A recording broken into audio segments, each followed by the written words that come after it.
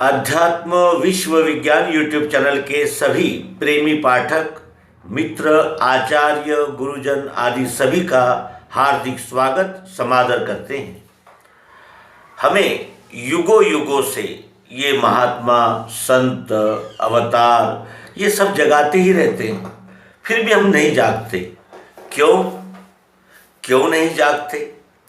और जो जागे उनके चरित्रों का अगर हम स्मरण करें तो ये नहीं हो सकता कि हमें भी कोई क्लिक हो जाए, हमें भी कोई प्रेरणा मिले या हमको भी कोई दिशा का यानी भान हो, हम जागें।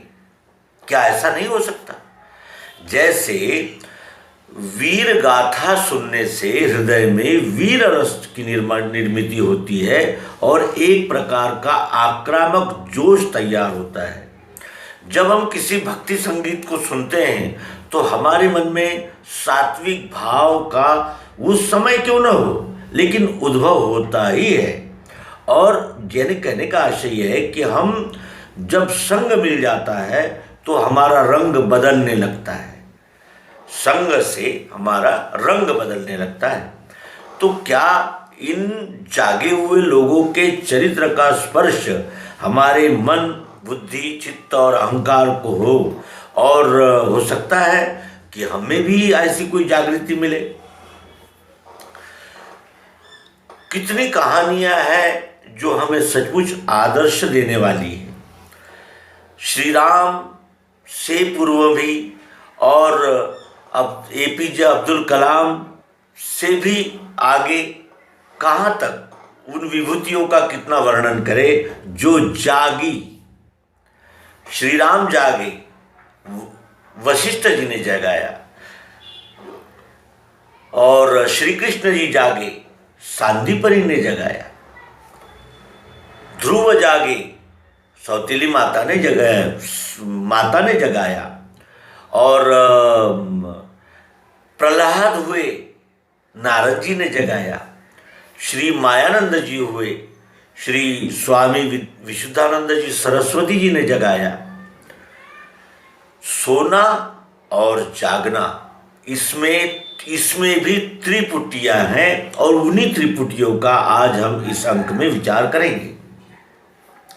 अज्ञान, ज्ञान और विज्ञान। हम इतने संत महात्मा जगाने के बाद भी हमारी नींद नहीं टूटती और हम उस नींद से नहीं जागते, और कोई एक शब्द से जाग जाता है। ऐसा क्यों होता है? और यानी क्या इसमें कोई आईक्यू का प्रॉब्लम है या कोई बौद्धिक विकास की कोई पात्रता की आवश्यकता है या किसी प्रशिक्षण की आवश्यकता है या किसी निश्चित दिशा में जीवन को मोड़ने की आवश्यकता है? ऐसा क्यों होता है? रावण को भरी सभा में शूर्पणखा ने जो कहा वो जागा, और वो अहंकार के रूप में जागा, और उसने अपने सदैव की अपकीर्ति के साथ अपना पूरा कुनबा, अपना पूरा राष्ट्र, अपने पूरे जिसे कहते हैं कि ऐश्वर्य, सबको धूल में मिला कर गया। एक शब्द लगा था, शूर्पणखा ने रावण को भरी सभा में कहा हुआ। इसका अर्थ यह है कि जो दुष्चरित्र होते हैं, दुष्कृत्य करने वाले होते हैं, या जिसे कहते हैं कि राक्षस दैत्य, इस हद तक जिनका बर्ताव, जिनका आचरण गिर गया है, ऐसे लोगों को भी बात लगती है, उनको भी पिंच होता है। ऐसा ही नहीं होता कि कोई सात्विक विचार वालों को ही लगे, लेकिन उसको जो पिंच होता है उसकी दिशा गलत रहने से अंत में उसका वही लक्ष्य मिलता है जो उस व्यक्ति के रूपरेखा में उचित है। अब ध्रुव जागे, ये भी हम जान चुके, बताया आपको। दुर्योधन जागा, दुर्योधन जागा, दुर्योधन को किसने जगाया कि ये सब अपना ही है, ये किसी का इस पर हक नहीं बनता, ये किसने जगाया? शकुनी ने जगाया। और दुर्योधन को इस महाभारत के युद्ध तक लाने में जो मूल सहायक घटना है, वहां किसने जगाया? तो द्रौपदी ने जगाया। अंधे के बच्चे अंधे ही होते हैं, द्रौपदी ने जगाया। हालांकि सरलतापूर्वक वो यानी बात थी, एक हंसी मजाक, एक विनोद उपरोध की बात थी, लेकिन वो उसे लग गई, बात लग जाती है दुष्टों को भी। और फिर वाल्मीकि जागे। वाल्मीकि को किसने जगाया? नारद जी ने जगाया। नारद जी ने वाल्मीकि जी से इतना ही पूछा कि जो इन बुरे कर्मों से प्राप्ति होती है उसका आनंद तो सब लेते हैं और सब तेरी जय जयकार भी करते हैं कि तू बड़ा दयालु है, माल लूट कर लाता है और लोगों को खिलाता है, लेकिन इसका जो यानी ये जो अधोगति को प्राप्त हो रहा है तुम, यानी ये जो जीव अधोगति की ओर जा रहा है, अभी मनुष्य शरीर मिला है और विवेक भी मिला है और सब कुछ अनुकूल मिला है, और ये जो कर्म किए जा रहे हैं ये अधोगति की ओर ले जा रहे हैं तुम्हें, तो इसमें कोई और सहायता करेगा क्या आपकी? आपके कुछ जो बुरे कर्म है उनके फल अपने सर लेगा क्या? जाओ पूछ कर आओ। और वो जब वहाँ वही मिला कि भाई जो भी आप करते हैं हमें क्या पता, आपका कर्तव्य है हमारा पालन पोषण करना, हम उसमें कुछ नहीं कर सकते। ये उत्तर जब मिला तो लग जाती है बात लग जाती है। जिनको बात लगती है वही अपने जीवन का सार्थक कर पाते हैं, अन्यथा हमारे इस कान से जाता है, इस कान से निकल जाता है। हम घंटों महान लोगों के प्रवचन और महान लोगों के उपदेश सुनते हैं, लेकिन जब आचरण में देखते हैं तो हमें ऐसा नजर आता है कि जैसे हमने कुछ सुना ही नहीं, और सुना भी तो गुना ही नहीं। केवल यही कहते रहे कि बहुत अच्छा कह रहे थे बाबा महाराज, तो बहुत अच्छा बोले, लेकिन क्या बोले इसका कोई बोध नहीं। क्यों? क्योंकि हम वहाँ होते हैं लेकिन हमारा मन वहाँ नहीं होता, और हमारा मन नहीं होता तो हमारी बुद्धि भी वहाँ नहीं होती, बुद्धि नहीं होती तो चित्त भी वहाँ नहीं होता, यानी हम केवल शरीर से वहाँ रहते हैं। हमारा लिंग शरीर ये सूक्ष्म इंद्रियों को लेकर और कहीं अन्यत्र भटकने में रहता है, जिससे हमें बोध नहीं होता, और ये में बोध होते ही मुक्ति है ब्रह्मजाल से। हृदय में बोध होते ही ब्रह्मजाल से मुक्ति हो जाती है। यह सद्गुरु का आश्वासन है और इसको हम आजमा कर देखना चाहिए। और इसमें जो आजमाने लगा क्योंकि ऐसा है, ये सूरज है, कोई झुठला नहीं सकता। सूरज है ये कहने पर भी सूरज है, सूरज नहीं है ये कहने पर भी सूरज है ही। उसी को सत्य कहते हैं, और सत्य ही शिव होता है और शिव ही सुंदर होता है। लग जाना, और उस लगने के लिए हमें अपने चित्त को सदैव जागृत रखना आवश्यक होता है।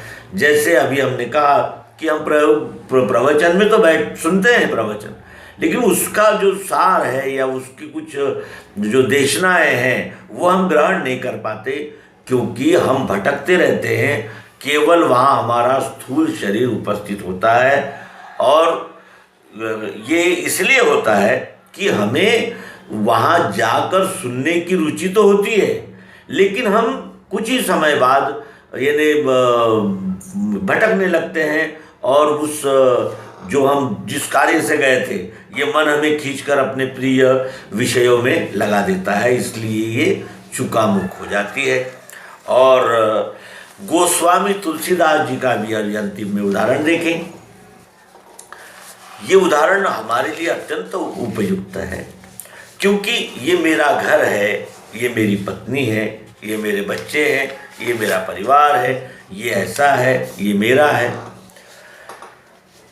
मेरा मान है, मेरा सम्मान है, मेरा राष्ट्र है, मेरा देश है, मेरी जाति है, कुल है, पंथ है, संप्रदाय है, रीति रिवाज है, परंपराएं हैं, इस मैं का कहीं अंत दिखता ही नहीं, ये अनंत दिखता है। वैसा ही तुलसीदास जी को भी उनकी पत्नी रत्नावली ने जगाया और बोध दिया कि विषय ये प्राकृतिक है, ये विषय प्राकृतिक है और प्राकृतिक रीति से योग करना ही उचित है। अगर इसका यानी संग दोष लग गया तो ये विषय ऐसी खाई है कि जो अन्न हमें यानी जीवित रखता है, हमें ऊर्जा देता है, वही अधिक सेवन कर लेने पर हमारी प्राण भी ले सकता है। इसलिए इन विषयों को भोगते समय योग करो, उसके अधीन न जाओ। उसके अधीन चले जाओगे तो वो तुम्हें अपने आप में गुम कर देंगे और तुम्हें बंदिस्त बना लेंगे।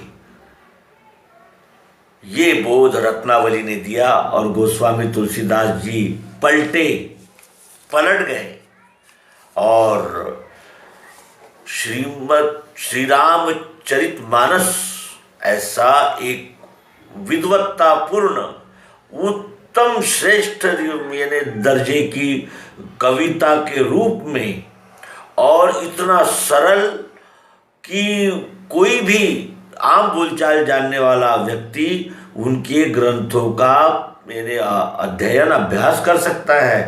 और भाषा ब्रज भाषा, इतनी लालित्यपूर्ण रचना और विशेषकर उसमें जो श्री गुरु मणि नखगण मणि ज्योति सिमरत दिव्य दृष्टि ही होती। श्री गुरु के पदों को 10 अंगों से जान लेने पर दिव्य दृष्टि हृदय में उदय होती है और उस दिव्य दृष्टि से प्राप्त होने वाले दिव्य चक्षु से जब हम इस चराचर विश्व की ओर देखते हैं तो फिर कण कण में भगवान, तो क्या कहें, कण कण ही भगवान हो जाता है। कण कण ही भगवान है ही, लेकिन केवल हम जानते नहीं। लग जाती है, लोग पलट जाते हैं, जो पलट जाते हैं वो पहुंच जाते हैं। ये अपने मित्रों से आत्मनिवेदन करते हुए इस अंक का समापन करेंगे। नर्मदे।